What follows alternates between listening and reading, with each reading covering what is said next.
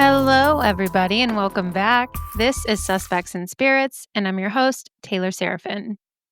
Oh, I hope you all are doing well today. Today's November 1st, and I'm a little sad. A little sad because that means Halloween is over. I always really hate when spooky season ends, but I know that it's always spooky season in my heart, so it's okay. Halloween is just so fun. I hope you guys all had a wonderful Halloween. I hope that you stayed safe and your kids got a ton of candy. Halloween is fun with kids. I love seeing them dressed up, and we had the best time last night. My oldest, unfortunately, was not with us. She went trick or treating with her friend, and her friend's parents drove them around to haunted houses in her friend's neighborhood, and she was sending us videos and pictures. They had a blast. She had a really good time.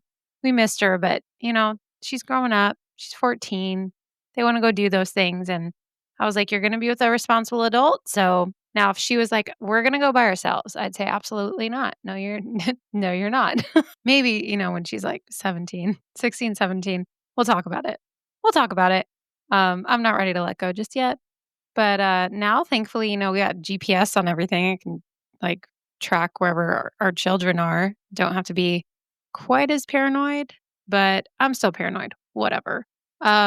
She had fun though. We took our little one trick or treating in our neighborhood, and she scored some serious candy. I ended up having to carry her bag like halfway through the night because it got so heavy. David dressed up as an 80s dude, no particular dude, just, general 80s dude. And he had an awesome mullet wig and a mesh tank top with some amazing 80s pants. He carried around a Bud Light and he played spooky music from his phone while we walked around. It was really fun. We dressed up Rizzo, our dog, our pit bull. We put her in a U of A jersey that belonged to our boxer when he was a puppy, and she looked so cute, you guys. Oh my gosh. Oh, I love dressed up dogs. I just do. Like I'm always going to love that. We took her with us for the first like half hour, but we had to make a pit stop back at the house to go pee. So after like 20, 30 minutes, we were like, oh shit, we gotta go. We gotta pee. So we dropped her off the house and then we took our little one back out. But this time we took the car around to the other subdivisions. We hit up every single subdivision. Some of these houses were immaculate, you guys, just absolutely beautifully decorated as always in all of the scary ways. I saw a hellhound animatronic and I said, I need that immediately. I need that in my life right now. I'll post a picture of me with it on the Instagram. My husband took a picture of me trying to kiss it. Even though the Instagram, like no one goes to it, it has like 75 people still. It's so sad. Instagram is so dead. I don't know what to do for it. It's just like it doesn't hit like TikTok does. TikTok has just every single time I post something, even when I don't, like some videos just hit later on other people's algorithms. And I have like 530 something followers. I've only had that TikTok since I don't know, mid-June, but I mean that's okay. The Instagram I'm sure it'll take off one day, but whatever. I'll post it for you all, everyone who will actually appreciate it. Our little one dressed up as Red from Descendants, and man, she killed that look. She looked so freaking cute. I did the braided buns and I crimped her hair a little bit and then I sprayed it red. I had to use 2 cans of that spray because she just has so much hair. But she had the whole get up. She looked adorable, like truly so cute. I was going to be 11, but then I said, I don't really want this anymore. I used it in my TikTok and then I was like, I don't know if I'm feeling this anymore. So that's just me though. I do that all the time. So I turned my costume into a haunted doll by adding, spooky makeup and then putting my hair in pigtails. I love 11, don't get me wrong, but I would if I'm going to 11, I'm going to 11 hard. Like I would need to have some kind of wig where I look like I have a shaved head because I'm not like I said before, I'm not brave enough to shave my head, but I love being spooky. So I figured that dress, the pink dress that 11 wears in the first season, I was like, oh, that's perfect. I can just make it into a spooky doll. Like, whatever. It looked great. In my opinion, it looked great. We went home, though, after like 2 hours of trick or treating, and we watched Coraline. of course. We were going to watch The Little Vampire because my little one has been like begging me to watch more scary movies. And we watched Don't Look Under the Bed last week, and she really liked it. She's always liked Coraline. It's one of her favorites. And I was like, you know what? If you can handle Coraline, you can probably handle some other things. And realistically, this kid she loves Harry Potter. The Dementors don't scare her. Voldemort doesn't scare her. Like, she thinks it's all very interesting and fascinating. She asks a lot of questions, which is good. Um, I love to discuss it with her so that she understands it completely. But I don't want to like give her nightmares because she already sleepwalks and she has issues staying asleep. So I don't want there to be like problems with sleeping because of scary movies. And I thought The Little Vampire would be a perfect segue into some other, kid friendly, spooky movies. So we were going to watch that. I told her it was one of my favorite movies when I was a kid. I would always go and rent that one. If it wasn't that, it was like Dante's Peak or some kind of Goosebumps. I loved it. And she was like, I don't really want to. Can we just watch Coraline? And I was like, sure. It was great. Just a really fun, chill night. Next year, I really want to host a Halloween party. I told my husband, he's very aware. This is something I've been wanting to do for a long time. And I'm like already planning it. Like, I already have it set up in my head. Halloween might be over, but I'm already planning for next year. So that's me. Anytime I say something like, "Oh, that's me," I think of the Amanda Show and All That. Do you guys remember Amanda Bynes in All That when she had that Ask Ashley segment and she would go, "Dear Ashley, that's me." That's automatically what I think of every single time. Gosh, I miss that show. All That, the OG All That was great. But anyways, yeah, I wanna plan a Halloween party. My mom once hosted a killer Halloween party for me in middle school. It was so fun, and I will live up to that expectation. She went all out. Like, she made the coolest little snacks. Our entire backyard was turned into a graveyard. Like, it was so much fun. And I've always wanted to host one like that. I love baking, especially theme baking. Like, for the kids' birthdays and stuff, I usually make them their cakes, or cupcakes or whatever it is. I like making snacks that go with a theme. Give me a theme and let me bake away. I will make cool snacks for it. I live for that shit. It's so fun. I like to host parties, actually. I do enjoy hosting. I just don't enjoy when people stay in my house past like 9 o'clock, 9:30. So I need one of those signs that's like, please leave by 9. But I don't know. If it's Halloween, I might make an exception. I think though, if I do one Halloween party, it's gonna just open the floodgates and I'm gonna have to make it an annual thing. I would just want to do it all the time. So yeah, already planning for next year. It's just how I do it. And I do have a correction that I need to make. So I posted a Booze Clues episode for yesterday, and the TikTok came out last night as well for all of you. And the story I used for the TikTok, the little snippet that I posted, was the John Wayne Gacy one. If you haven't listened yet, I'm not going to ruin it for you. Well, I guess I might have to. Go listen to it. What are you doing? Stop listening to this. Go listen to that and then come back. Okay? Gosh. Don't sleep on the Booze Clues episodes, you guys. They're good. And this set of stories is very scary. So if you like that stuff, go listen. If you're into like spooky story time on TikTok and stuff like that, you listen to those, go listen to the Booze Clues. It's really good. But if you haven't listened yet, this might be a spoiler. Okay. The listener who wrote in for that story, for the John Wayne Gacy one, she reached out to me in the middle of the night last night and was like, "Oh shit, I'm so sorry." That was like her subject line. And I was like, "Oh no, what happened?" So I woke up to that today, but it was just her correcting the year in her story. And she said, let me pull up the email really quick. It's just funny because I should have known. Like, I just should have known. Everything was factual. It's fine. Like, there was nothing huge like that. But okay, here it is. She said, "Hi, Taylor. I just saw the TikTok and sent it to my mom. So excited to show her how my story got picked for your episode." And she replied, and I quote, Alexa, if you're going to tell my story, the least you can do is get the year right. She goes on to say, it took me a second. And then I realized, oh shit, I said the early 80s is when all of that went down. I replied, OMG, mom. She's going to think I'm such a liar. I can't even get the year right. My mom said, quote, I know math is not your strong suit, but I've told this story a million times. You'd think you would know by now. I love that your mom roasted you like that, was like, oh my gosh, child, come on. I've told you this story how many times and you can't even do the math. So, anyways, Alexa went on to say, I mistakenly said the early 80s, which is when the trial took place. And my mom talked about that too. But the trick or treating was in the 70s. My mom was born in 66. So when she was around 8, it would have been 1974, not the early 80s.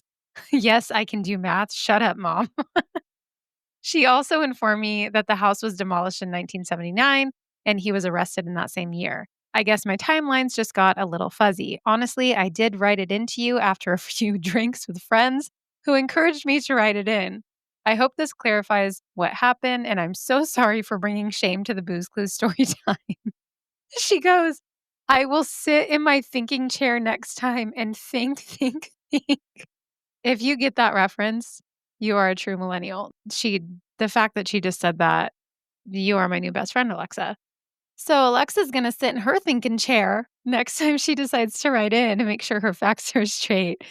Oh my gosh, I love you. Then she said, anywho, I promise it all happened. You can call my mom. And here are the screenshots of her text in case you don't believe me. Love, Alexa.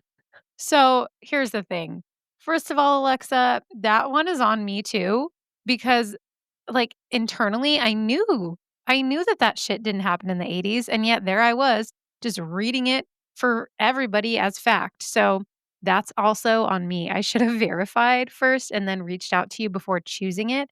I also, just like you, I got excited and I jumped right in. So, you know what? To be fair, that is a very close timeline. You said it happened in the early 80s.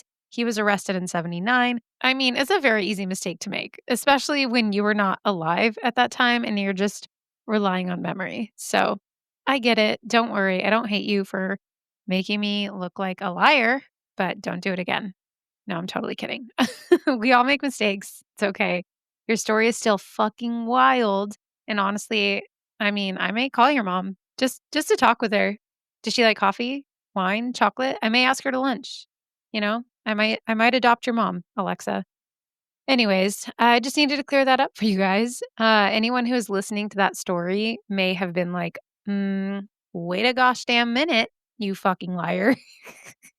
He was arrested by then. Um, anyways, glad that's cleared up. I'm so sorry that it sounds like I eat gravel for breakfast. I didn't. My voice just does this sometimes, and I can't control it. So deal with it. Now, today's episode is pretty wild. I had actually never heard of this story before, and I'm so glad I found it because this type of stuff fascinates me. And this story itself, it's pretty verifiable. There were police involved, newspapers got a hold of it, and apparently it's like the grandfather of UFO stories. So I am actually shocked and a little ashamed that I had not heard about it because this is right up my alley. This story is up there with puck wedgies. And if you don't know what those are, you need to go look them up. Go look them up. I will cover them one day as well. But this story gives me a whole new perspective on puck wedgies, which is also such a fun word to say. And those now, they're much older than the story. Puck wedgies have been known in folklore for centuries. But this story today makes me wonder, if maybe they're outside of Massachusetts and Delaware and Indiana. Like, I don't know. These are like puck wedgies from outside space, right? Like Tommy Pickle says, from outside space. So this is a kind of like this is an encounter story. Okay. This is like UFO meets cryptid. It's very interesting. This story today happened in a very rural part of Kentucky. And if you know geography, then you know this is Appalachian territory. And we all know that Appalachia is not to be fucked with when it comes to supernatural phenomenon. After researching the story, listening to multiple podcasts, watching YouTube videos, and impulsively buying a book about this case, I am a firm believer. I just want to say that at the top.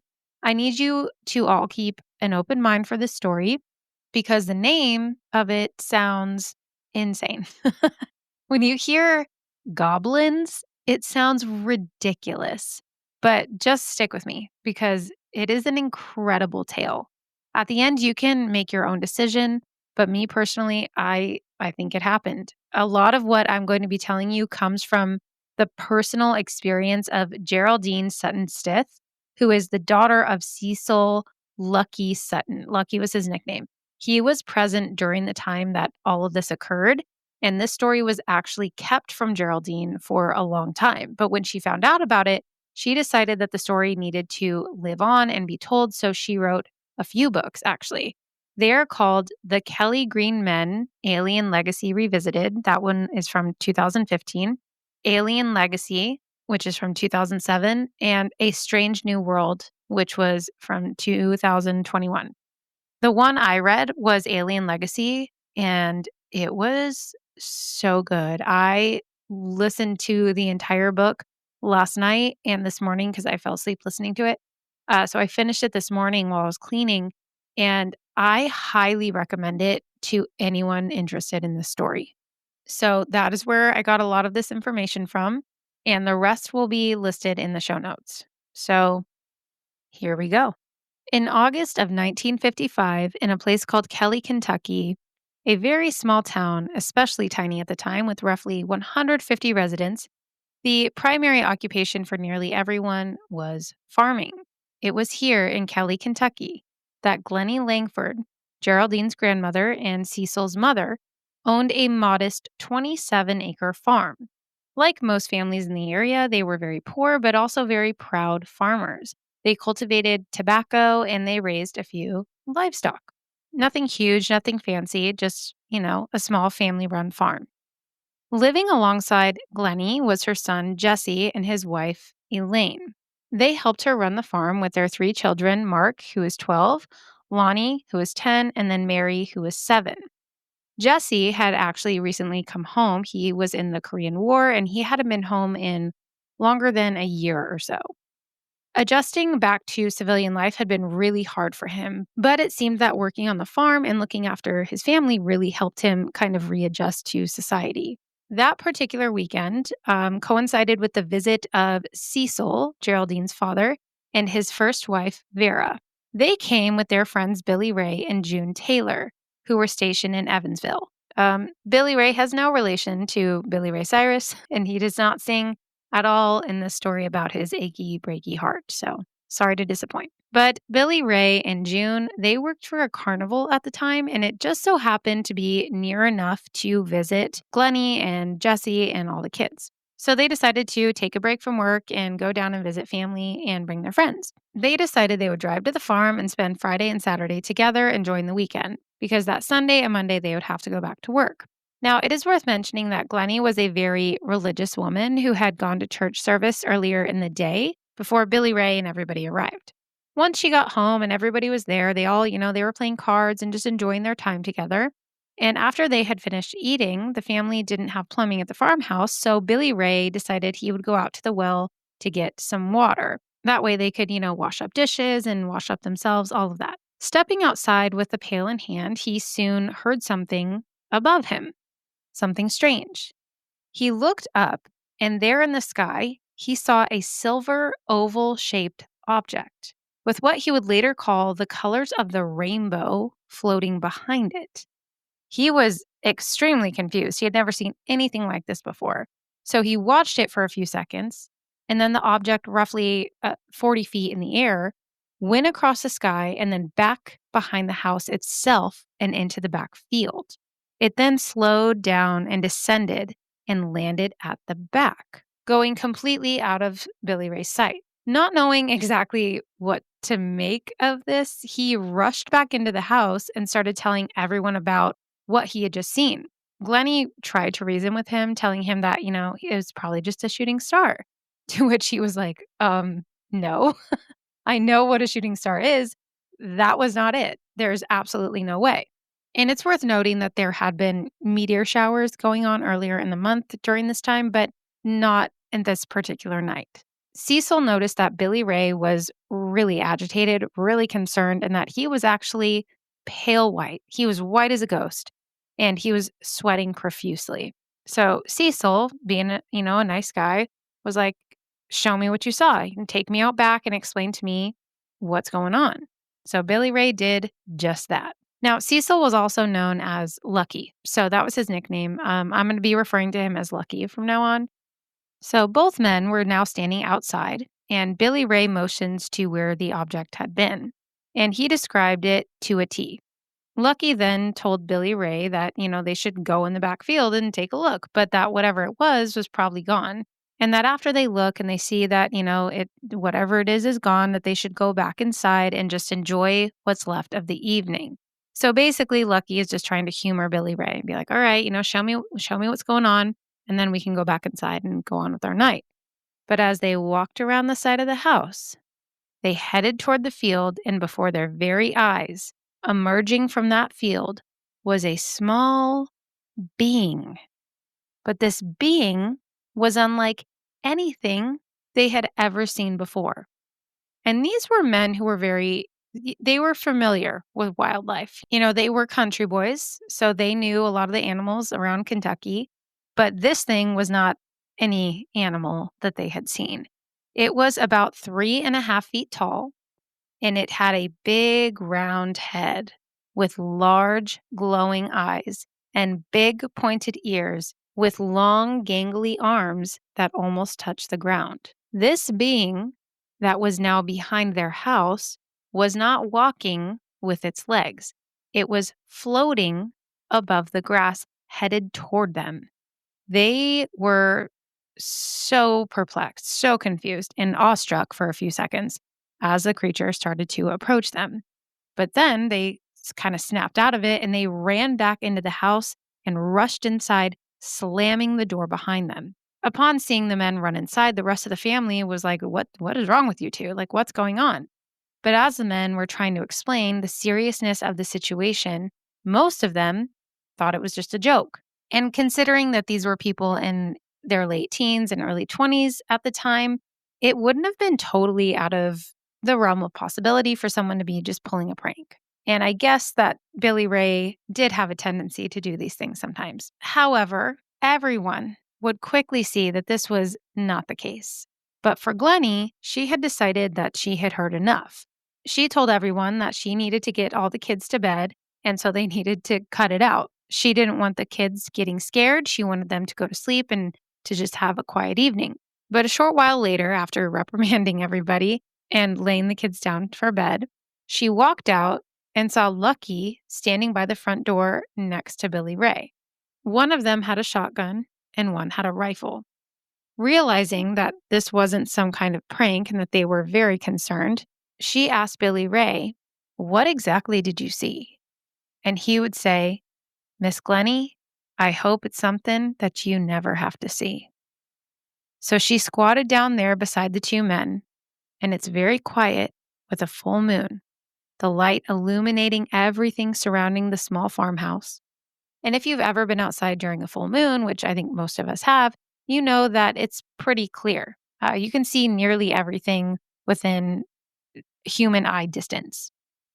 And while they sat there and watched, Glennie could feel it. Everyone was very on edge, and especially Billy Ray. He seemed to be very jumpy, and every sound made him startle. While Glennie sat there, hearing the banter between everybody inside, she suddenly saw something that completely shook her to her core. There, before her very eyes, she saw this small entity rounding the corner of her house. Its eyes were massive and glowing. As a matter of fact, its whole body was bioluminescent. And as most of us would do, she screamed. So, of course, upon hearing this, everybody quickly comes running to where she's at. And she had been so startled that she actually fell to the floor. Lucky quickly helped her up, and she's frantically telling him what she just saw. She said, "There's something out there. There's something out there." Glennie tried to explain what she saw in detail, but her explanation is cut short by the very loud sound of a gun being fired. Running to the source, they found Jesse, and he shot one through the window of the house. So, of course, Billy Ray goes rushing out to the front door looking for anything out of the ordinary that could be a threat. As he's standing there below the little stoop over the front door, everyone else watching him, they soon saw a little clawed hand descend from the top of the stoop. And this clawed hand seemed to try and grab his hair. As the other screamed before the hand could grab him, Lucky ran over to Billy Ray and pulled him into the house. He then rushed outside with his gun, and there on top of the stoop was one of those large-eyed beings. Without any hesitation, Lucky raised his gun and shot the creature. Lucky heard the impact of the shot, but instead of falling off the stoop, it slowly started to float down to the ground and just stirred off. Now, I've never been hunting. I've never shot anything. I know how to work a gun. I've never been hunting before. But I know, and it's common sense, that if you shoot something, it usually falls down. It doesn't float above the ground. Following the shooting of this first creature, someone else screamed that there was another one in the tree beside him. So turning around, Lucky sees another one of these weird things on one of the large tree branches. He then quickly acts again, turning around and shooting it, and he hits it. He hears the impact again. But when he hits it, just like with the first one, instead of a regular noise, it made a pinging sound, like the bullet was hitting something metallic. This creature, then again, didn't fall down. It floated to the ground and rolled and then scurried off into a nearby bush. At this point, everyone is freaking out. Everyone is very confused. They don't know what these things are, where they have come from, but they are terrified. Even more terrifying is that they are not dying when being shot. They're floating down to the ground after being shot, and they're just getting up and rolling away. So, what do you do at this point? What else can they do? All of the commotion, of course, woke up the children out of their sleep, something Glennie had been trying to avoid beforehand with all the talk about what Billy Ray had seen in the sky. So now all the adults have seen these things, and all of the kids have also seen these creatures, except for the youngest. Mary was absolutely terrified, and she refused to look. She heard everyone's commotion, and instead of looking, she just closed her eyes and started crying. She was screaming and hiding in the corner of the living room with all the other children who were also crying.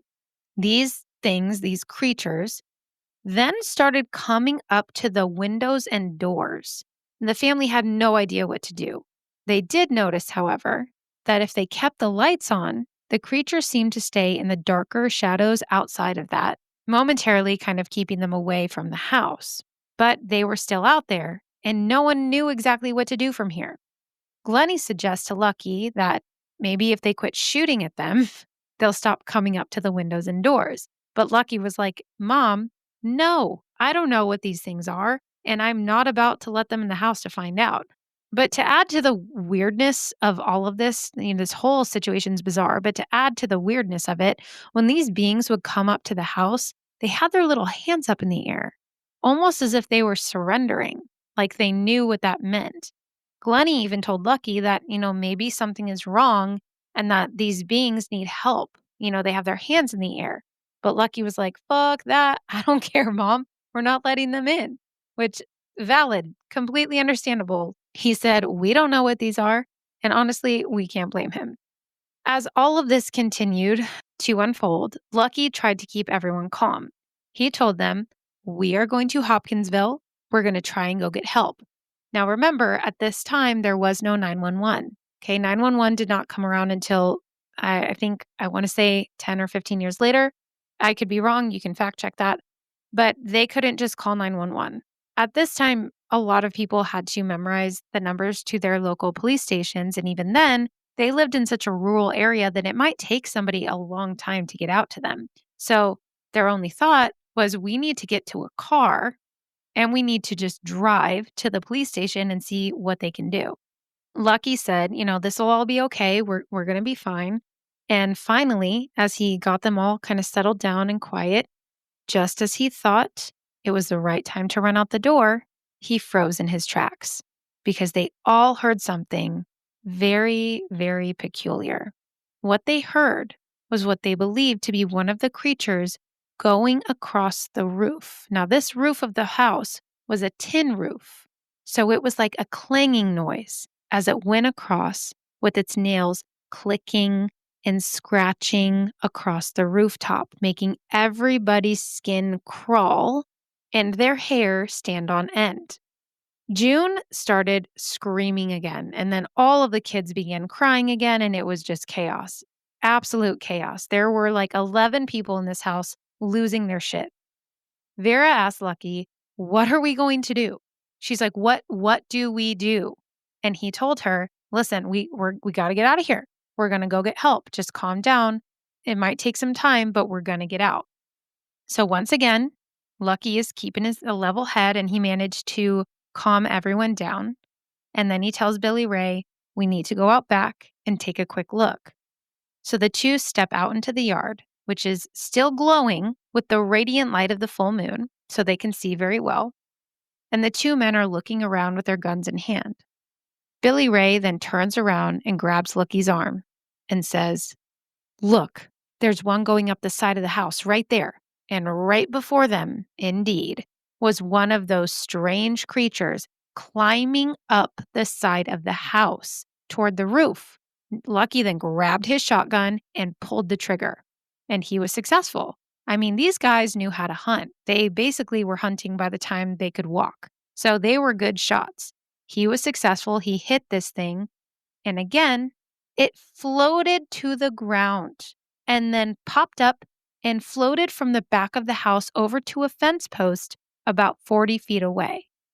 So Lucky tries to fire and hits this one a second time. Seeing this really freaked them out and gave them some pause in this situation. Because as these things floated in front of them across the yard, like they were Elphaba defying gravity, Lucky then tells Billy Ray, "Let's get back into the house and let's try to get out of here." But then he makes it very clear, "Do not tell everyone what you just saw." He's like, "More than likely, if we tell them, they're just going to freak out. This is not something we want to further upset them with. Let's just go inside and make a plan." However, when they went back inside, of course, everyone heard the gunshots, right? So Glennie is demanding to know what the hell just happened outside. And Lucky replied saying, "It's okay." And Billy Ray chiming in as well. They said, we had to shoot one of them off the house, but it's fine. We're good. Everyone's okay. After the family is settled again, the night seems to go quiet. Nothing comes up to the windows or the doors. It's very eerily still. So now Lucky's thinking that maybe when he shot that one, it had finally been injured. Maybe this one finally died or it got hurt enough to where it can't come back. So now, feeling like everything was calm enough, they devised a plan. Everyone all together would rush to their trucks, load them up, and then start the trip toward Hopkinsville. And that's exactly what they did.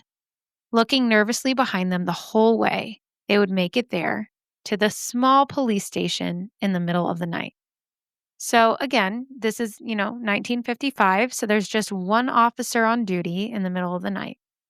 And suddenly, picture this, 11 people, ages 7 to 50, just burst in, terrified. Everyone's talking at once. The officer's like awestruck. He's like, "What the hell is going on?" And they're all trying to explain what happened. So the officer, he's listening. He's trying to make sense of it. And he goes, "Wait a minute. You're telling me that you're shooting little miniature men on your farm?"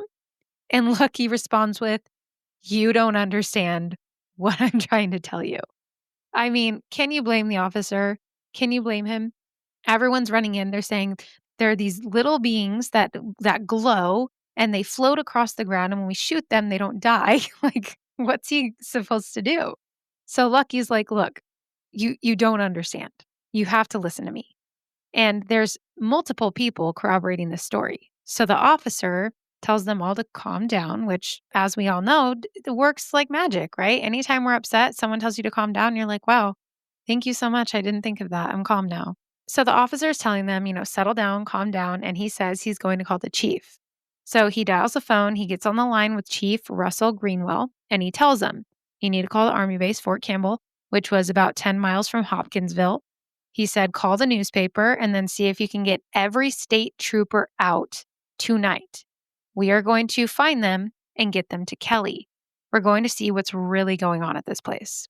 Now, the chief's wife was nearby during this conversation, and she overhears all of this too. And she says, you're not going by yourself. You are taking me with you. She's like, I need to see this for myself. So she goes with him, and they head to the station. And when they arrive, they see all 11 terrified people. It's very obvious that something has happened. The chief and his wife try to calm everybody. They try and talk to them. And by the time they do, there's approximately 25 people, including the police, the military, and the reporters at the station. And this leads to a caravan of vehicles now headed toward the small town of Kelly, Kentucky, in the dead of night. They all arrive at the farm. They step out of their vehicles and immediately feel that something is very off in this place. The overall environment feels eerie and creepy. It's just something is very unsettling. Now, this is the interesting part because they start searching the property. They're looking everywhere. They're looking for these tiny creatures. They're looking for bodies, just anything to verify what these 11 people have claimed happened. And as they're searching, some of the police officers see a glowing substance on the ground around the back of the house. This was believed to be one of the spots where Lucky had shot at one of the creatures, so they ran back there to look. But when they got close, the glow just disappeared.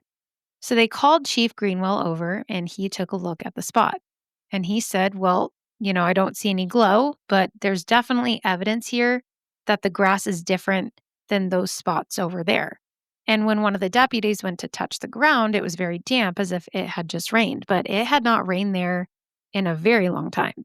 So, of course, the chief thinks that this is pretty peculiar. Why is this spot different than all of the other spots surrounding it?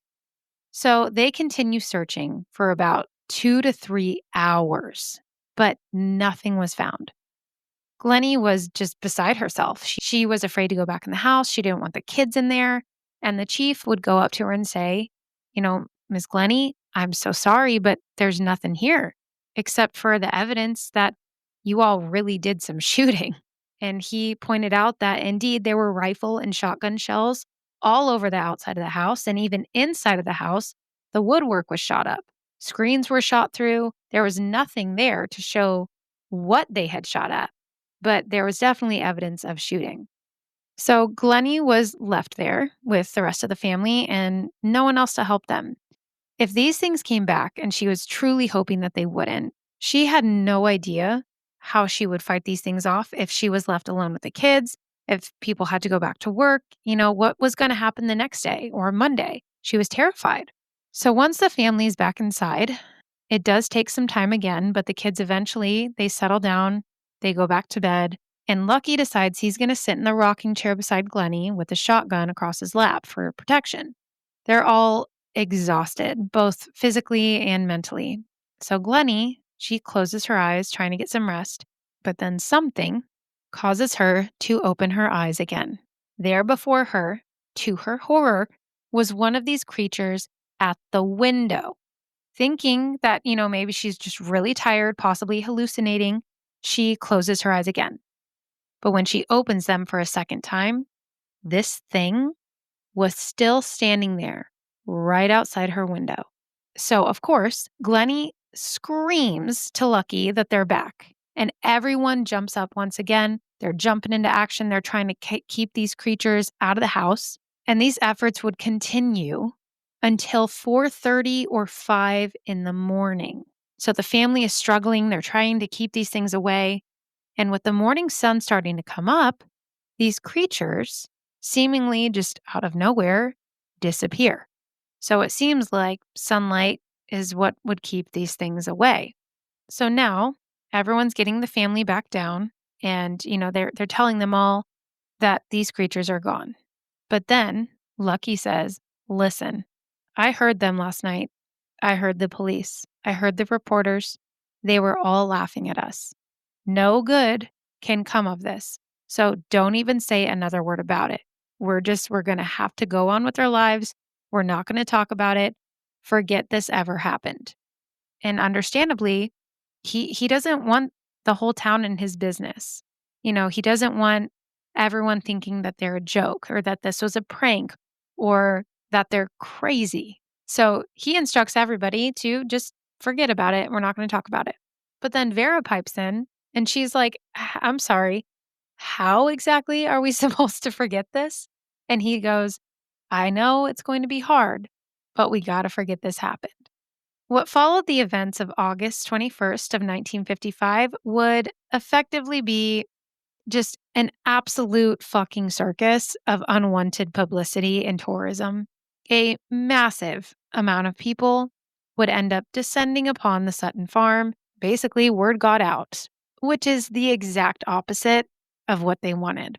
It did not take long at all. Everybody was coming from everywhere. People wanted to see these little beings. Literally, people were like getting tents and camping out, wanting to see these things for themselves or wanting to talk to the family.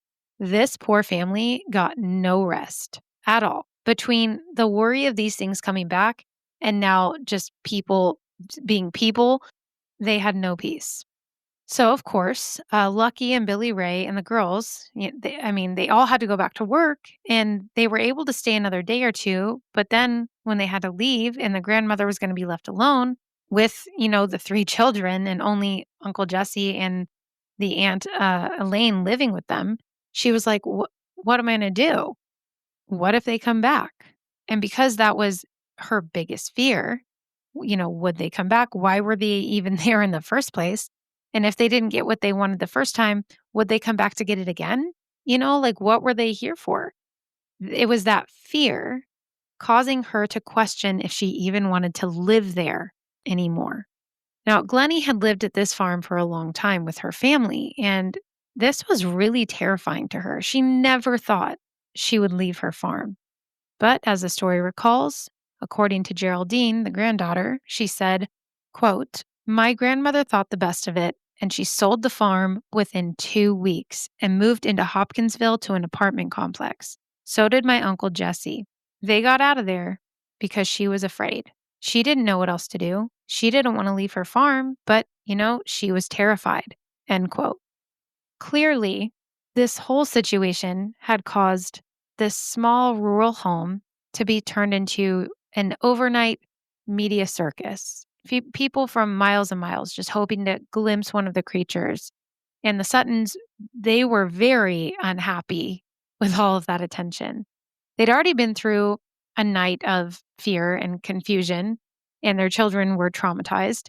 And now strangers were just walking onto their property, taking photos and laughing at their story. One family member later said, quote, we didn't ask for this. We didn't want fame. We just wanted someone to tell us what we saw, end quote. Now, before Glennie sold the farm, the police, the military officials, and journalists, they all took turns investigating the site. The U.S. Air Force even looked into the incident as part of Project Blue Book in their official program for studying unidentified flying objects. But their final report dismissed the case as a misunderstanding, possibly an owl or monkey sighting exaggerated by fear or poor lighting. Now, I don't know a whole lot about, Kentucky animals. I don't live there, but I don't think they get a lot of monkeys. What? I don't know why they would say a monkey. An owl? Now look, okay, owls they can be menaces. They really can. I think they're pretty cool. We have really adorable owls in our neighborhood actually. We call one of the houses the Harry Potter house because there's like an owl nest over there and we see the horned owls. That's what they're saying this was. They're saying it was a horned owl. Guys, I see horned owls all the time in my neighborhood. I would never in a million years say that they looked like a 3 to 4 foot tall bioluminescent creature. No, I've seen them. They're about as big as my forearm, and my forearm's not that big. Like, they're big, but they're not that big. So people just either didn't believe them or thought that they made it up for attention. And this caused Glennie to sell her farm, which is really, really sad. Now, there were some locals who believed them. They did not buy that explanation at all. Many in the Hopkinsville area swore that the family was telling the truth. They knew the Suttons to be honest, hardworking people who wouldn't make up something like this for attention. But still, the ridicule came really fast. Newspapers started calling the creatures, quote, little green men, even though the family never used that term. They'd always described them as silver or gray. They said that they were, glowing, but they never said that they were green. So that was creative license. And within a week of all of that happening, the Sutton family just completely stopped speaking to reporters altogether. So, like a week before she decided to sell the farm, they stopped talking to everybody. They wanted to move on, but the legend had already taken root. The Kelly Hopkinsville encounter quickly became one of the most famous UFO alien type cases in American history, which again, I'm shocked that I've never heard the story. And it's not because of photographs or evidence, even though there are photos of, this whole investigation and even a footprint. But that's not why. It's because of how consistent and terrified and sincere every witness sounded when telling their story. Years later, investigators would still refer to this as one of the most compelling close encounter cases ever recorded. And while the official line was that the Suttons had misidentified something natural, the sheer scale of response, local police, state authorities, military investigators, that alone suggested that at least for one long Kentucky night, everyone involved believed something extraordinary happened at that farm. And I believe them because she sold her farm. And there's nothing that I found in any records to indicate that, they were struggling to keep the farm working or that they had been looking at selling the farm previously. I hadn't seen anything like that. It wasn't like an Amityville situation where they were upside down on a mortgage or anything. I think that they were just run out of town, which is terrible. This family could not step outside of their house without drawing attention. The children at school, they whispered about the alien house. The adults gossiped in town, and reporters from as far away as New York and Chicago sent letters requesting interviews with the family. And at first, the Suttons, they tried to stay patient, but it quickly became very overwhelming. They endured an entire night of fear and confusion. And now people were just treating it like a carnival attraction. They did try putting up a no trespassing sign, at the end of their driveway, but it didn't help very much. Visitors just continued to show up at all hours, whenever they wanted, wherever they wanted. And, that's why she ended up selling the farm, other than being terrified that these things would come back. Now, at the beginning, I talked about Geraldine, the granddaughter, and how she's written some books about her family's experiences trying to kind of clear up the conspiracies and clear up the misunderstandings. And in interviews, Geraldine said that she grew up hearing her father and relatives recount the events of that night with the same emotion and precision, even decades later. She said, quote, "You could hear the fear in their voices. They weren't trying to convince anyone. They just wanted peace," end quote. She spoke about, how for her, the story was never about proving aliens existed. It was never about that. It was about reclaiming her family's dignity and reminding people that behind every headline, there are real humans left to live with the aftermath, which I think is a really good thing to keep in mind because whether you believe somebody or not, those are people. Let them have their peace. Don't go to their house and invade their privacy. Like, if you're curious, fine, be curious, read about it. Don't go there. Let them live in peace. Like, I will never understand. People are so crazy.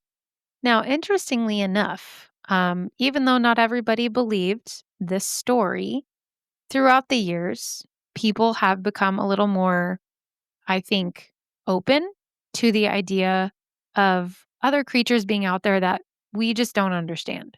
So every year now in the little town of Kelly, they have Kelly Little Green Men Days Festival that takes place, which honestly sounds kind of rad.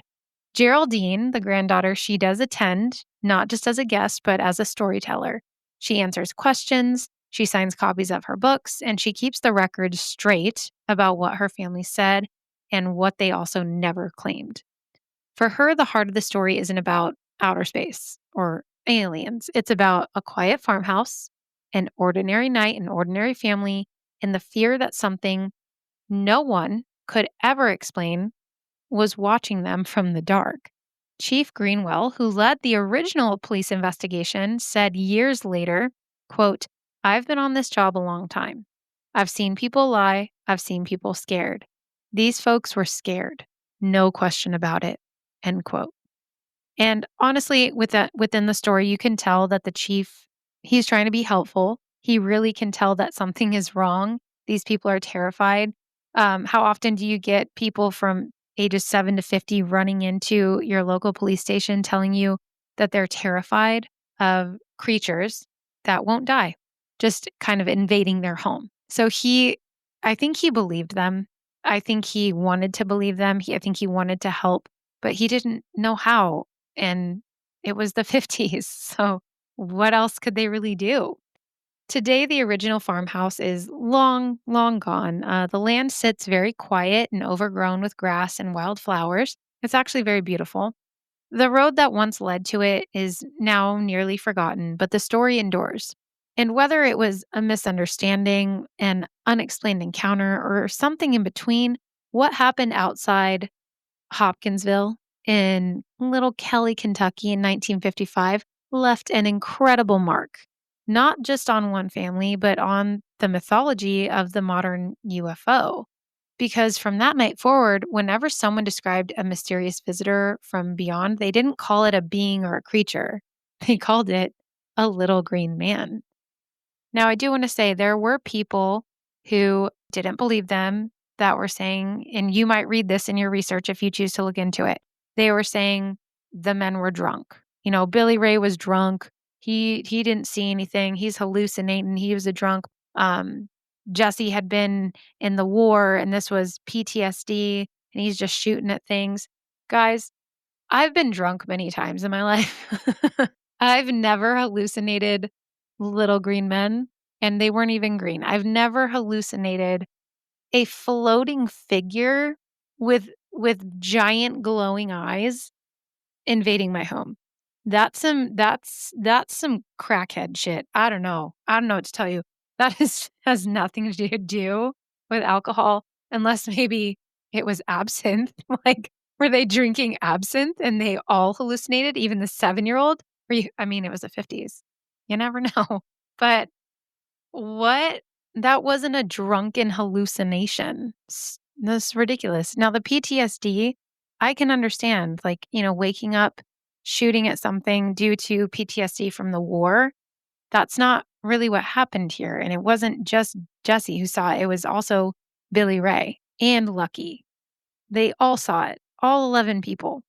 And then what was with the grass?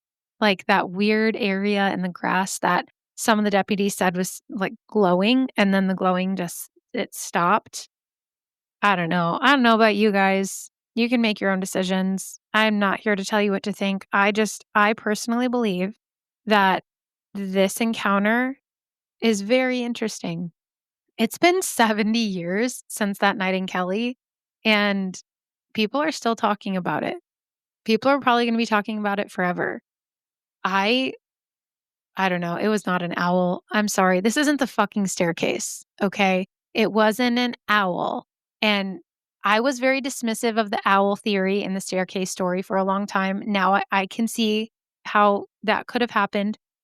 Do I fully believe it? No, I don't think I'll ever know. I don't think we'll ever really know truly what happened in that story. But in this one, I'm pretty sure it was not an owl. Anyways, so that is the story of the Kelly Hopkinsville Goblin Siege or encounter.